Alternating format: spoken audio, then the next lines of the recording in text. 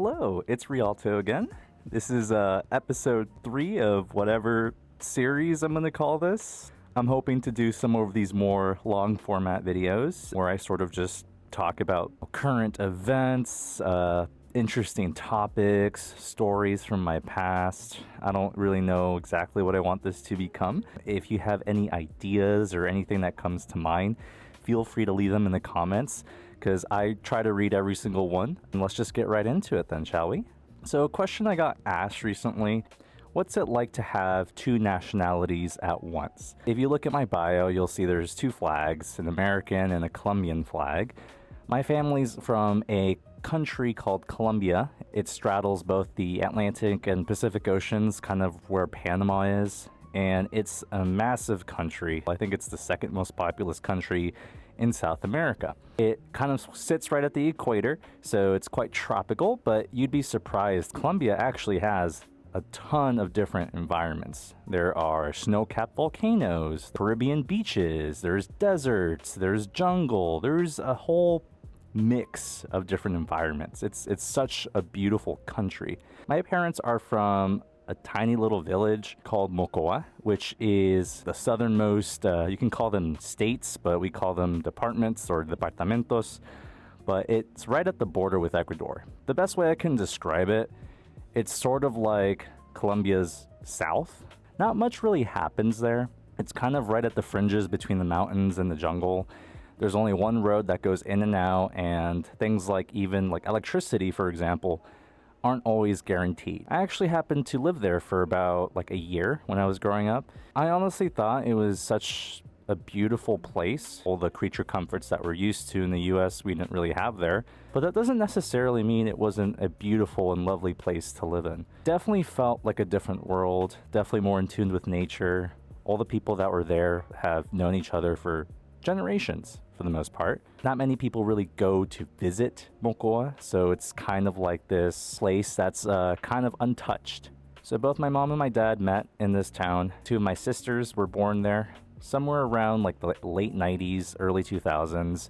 My parents made the decision to immigrate to the United States, and it was for a variety of reasons. Biggest reason was socioeconomic related and also just safety in general. That part of Colombia at the time was kind of a bit more on the troubled side. Dad would tell me these stories of like skirmishes between, the police and guerrilla forces. So, it's definitely a lot better now. My parents wanted to raise their kids in a safer place. They had to sacrifice a lot. They had to learn a new language. They moved to the US, and shortly after, I was born. Growing up was interesting. Technically, Spanish is my first language because of my parents. They only speak to me in Spanish. But growing up, I watched cartoons in English. I went to preschool and elementary school learning English. It was kind of this mix where at home, I would speak Spanish, and then at school or with my friends, I would speak English.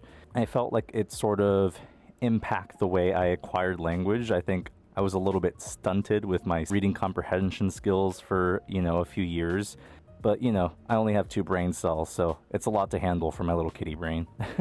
But after a while, I caught up with the rest of my schoolmates, and, it wasn't really a big deal. But it was strange for me growing up. There was a lot of things that I didn't notice that made me feel different and not like other people. Visiting friends' houses and everyone speaking English together, and then going back home and speaking Spanish was kind of like this weird dichotomy for me where I felt almost alienated in a way. It didn't feel like I was like the other kids. I didn't exactly look like them. I didn't speak the way that they did. Subtle things too, like, going to the store and almost feeling a little bit embarrassed to speak Spanish with my family in public, even though there's nothing to really be embarrassed about. Now that I'm older and more mature, kind of seeing how that affected the way I, grew up and the kind of person I became, I'm starting to realize how important it is to, support minorities, support people that come from different backgrounds, to make them feel like they're not different and that their differences actually make them really special.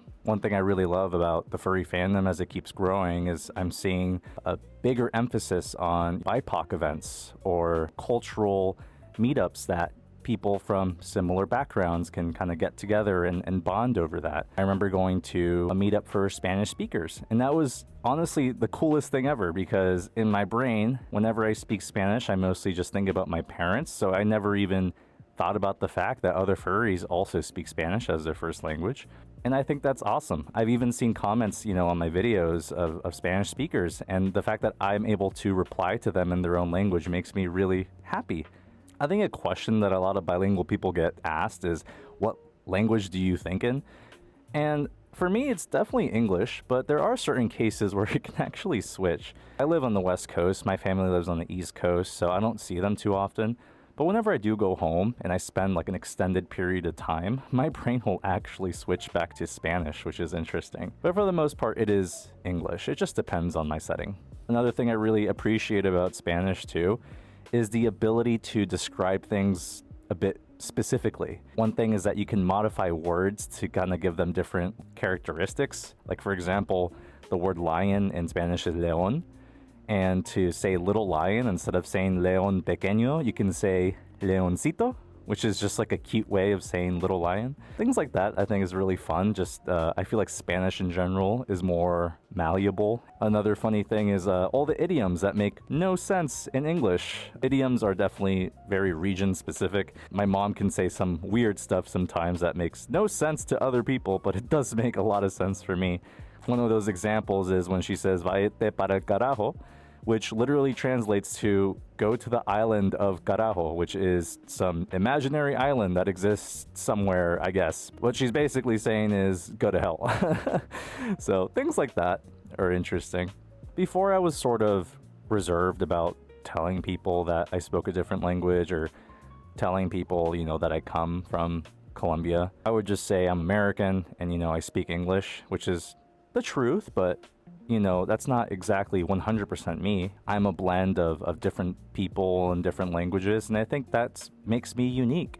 And I think people that are growing up that way should also feel that way. They shouldn't feel bad about their differences. They should feel empowered and know that there are other people that are just like them. And I guess I'll attempt to sort of speak Spanish to some of my viewers that speak Spanish as their first language. Sorry if my Spanish is really bad, but I'll do my best. Mi nombre es Rialto. Yo soy de Seattle, Washington. Yo soy un león blanco. Gracias muchísimo que están mirando mis videos.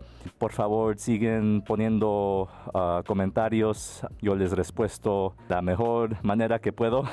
Mi español es un poco no es muy bueno, pero estoy tratando de practicar más para que yo pueda hablar con ustedes.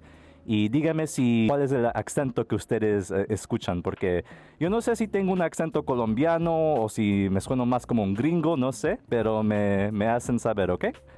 Did you get all that? But yeah, that's pretty much it. Hopefully you learned a little bit more, and I really hope that you also take the opportunity to not just listen to other content creators that speak English, maybe explore other content creators that maybe speak a different language and have captions in their videos.